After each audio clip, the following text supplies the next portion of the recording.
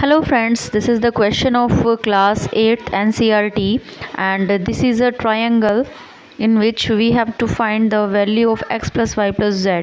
Okay, let's get started. In this triangle we are seeing that the x is an exterior angle, and also x plus 90 equals to the 180 degree, because it is the linear pair sum property are applying.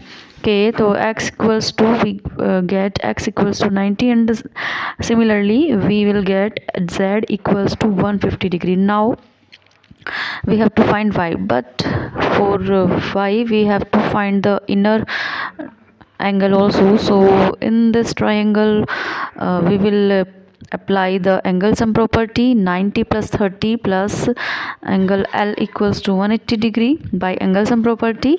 So we will find the value of L, that is 180 degree minus 120 degree. L equals to 60 degree.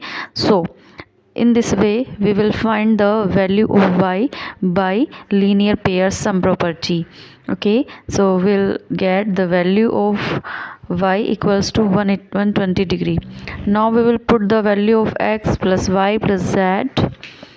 Okay, 90 plus 150 plus 120. Now you will find the value of x plus y plus z yourself and comment your answer.